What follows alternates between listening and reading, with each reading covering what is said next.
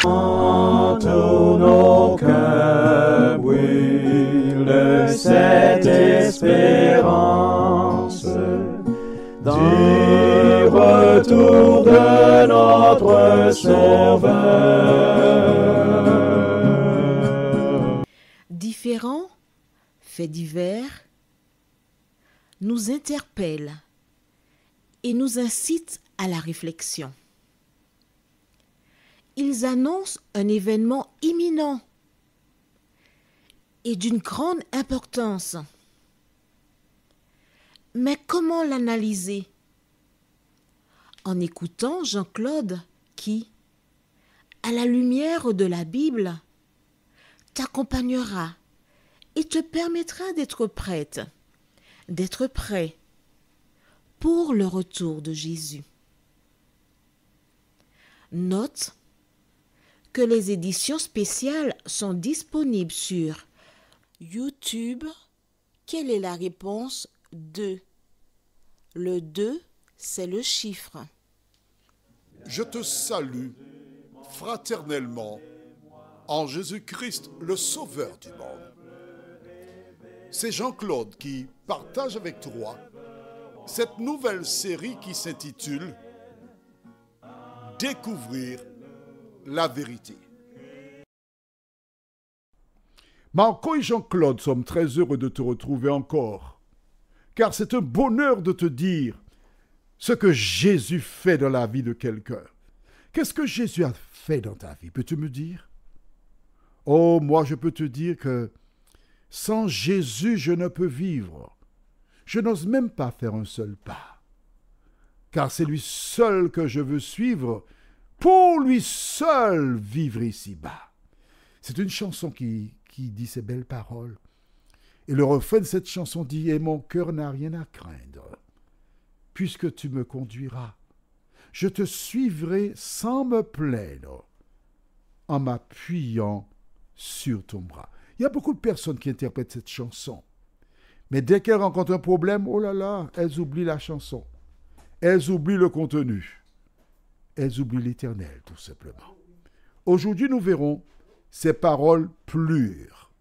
Juste avant, je t'invite à te joindre à moi pour la prière. Notre Seigneur et notre Dieu, nous te disons merci. Merci pour la vie. Merci pour ta présence. Merci pour la grâce de te connaître. Merci pour la vie éternelle que nous avons en toi. Merci pour le bonheur de savoir qu'un jour Jésus reviendra pour nous donner la vie éternelle.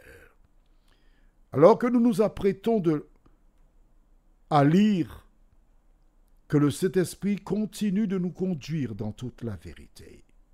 Et que nous puissions, jour après jour, te ressembler, nous t'en prions, au nom de Jésus, et pour ta gloire éternelle. Amen. Waouh! Voilà donc Joseph qui explique au roi, et je voudrais lire le verset 32 que nous avons vu la dernière fois. Si Pharaon a vu le songe se répéter une seconde fois, c'est que la chose est arrêtée de la part de l'Éternel et que Dieu se hâtera de l'exécuter. Hâtera de l'exécuter. Il ne perdra pas de temps. Il le fera.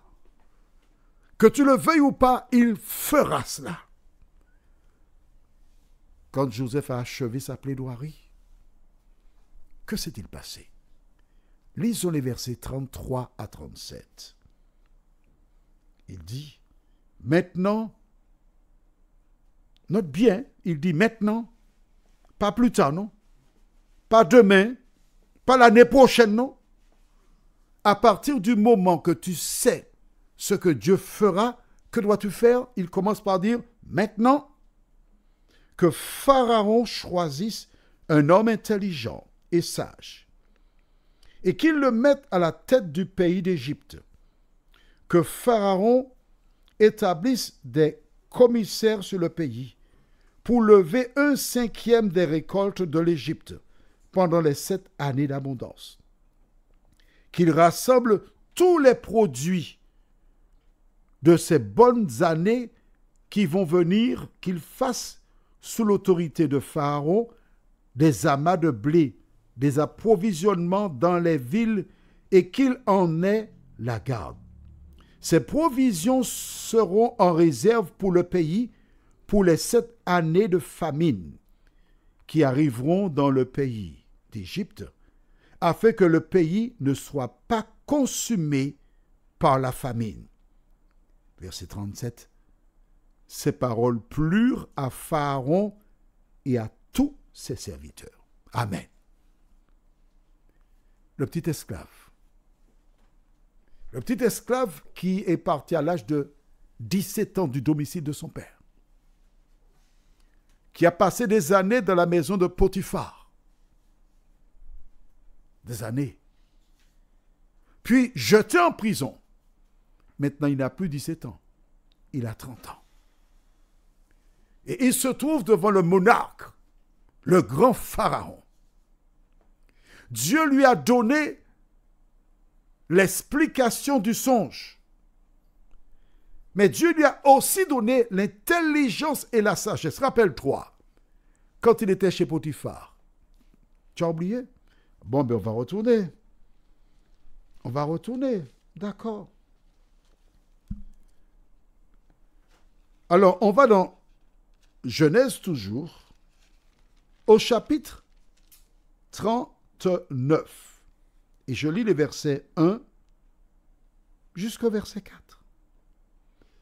On fit descendre Joseph en Égypte. Et Potiphar, officier de Pharaon, chef des gardes égyptiens, l'acheta des Ismaélites qu'il y avait fait descendre.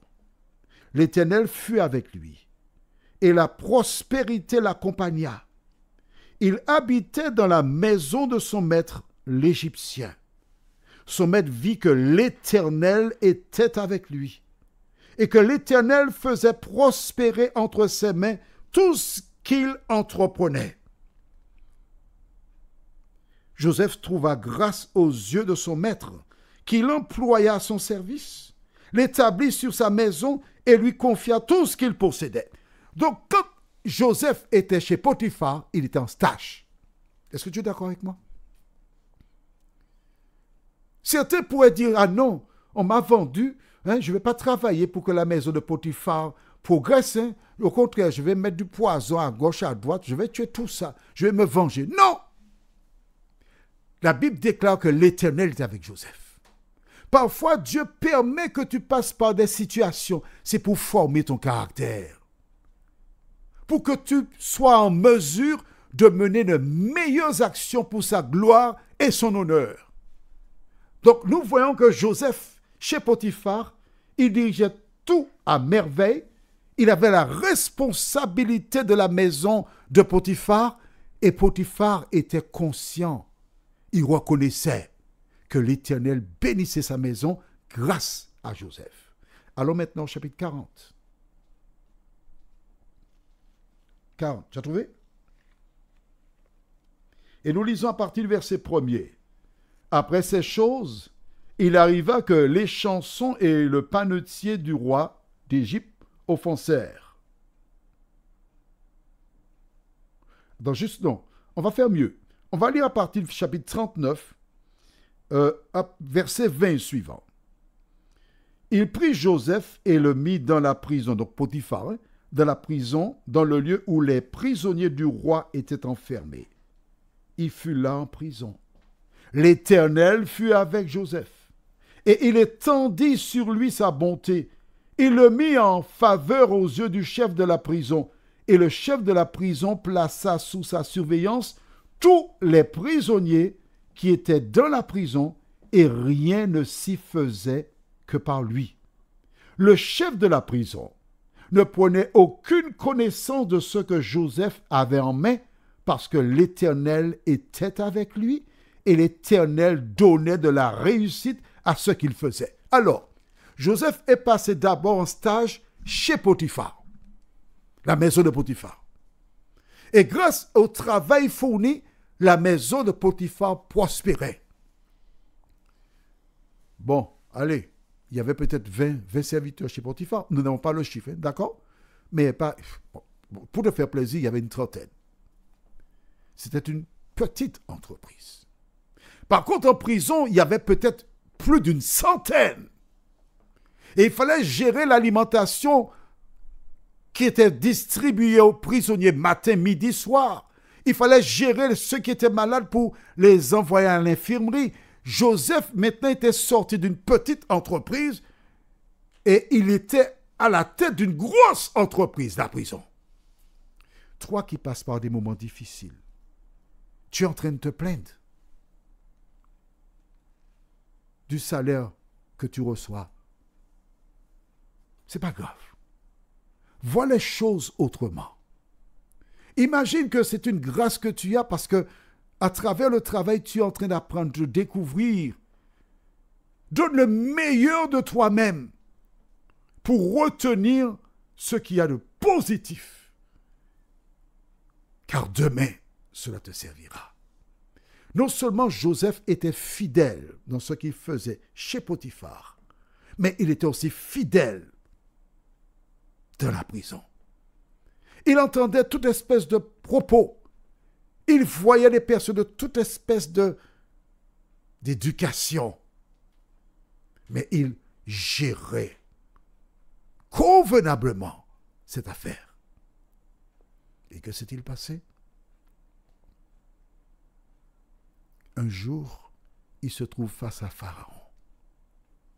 Ce que je voudrais que tu retiennes, c'est que le Dieu qui avait donné les 2 songes à Joseph lui avait déjà parlé.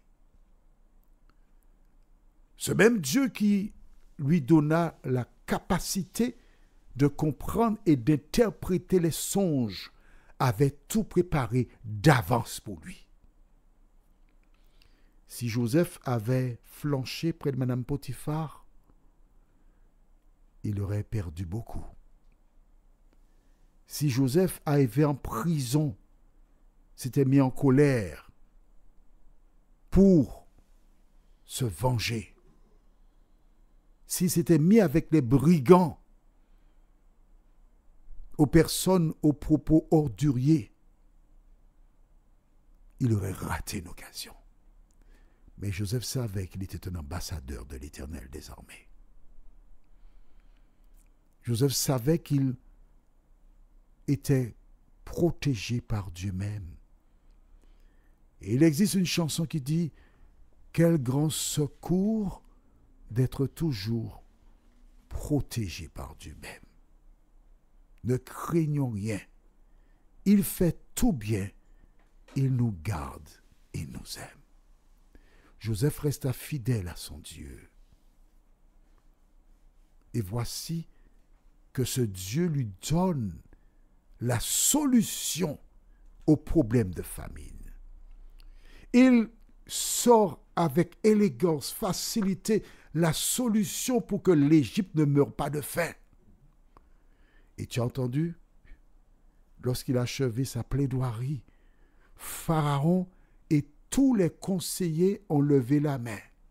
À l'unanimité, nous ferons ce que dit Joseph. Joseph voulait voir Pharaon. Il en a parlé à l'échanson. Mais l'Éternel voulait, lui, l'emmener face à Pharaon pour un projet. Quel est le projet de Dieu pour toi? Tu ne le connais pas? Ce n'est pas grave. Ce qui est important, c'est que tu répondes à l'appel de Dieu, que tu fasses sa volonté. Il s'occupera du reste. Prions. Notre Seigneur et notre Dieu, vendu par ses frères, Joseph ressemble à de nombreuses personnes qui font partie de communautés chrétiennes qui sont vendues par leurs frères et sœurs, qui sont lapidés, dénigrés, calomniés. Mais toutes ces personnes à se rappeler que Jésus a connu cela avant elles. Et Jésus nous dit, toutes celles et ceux qui veulent vivre pieusement en Jésus-Christ seront persécutés. Merci de nous fortifier, Seigneur, nous t'avons prié. Au nom de Jésus et pour ta gloire éternelle. Amen.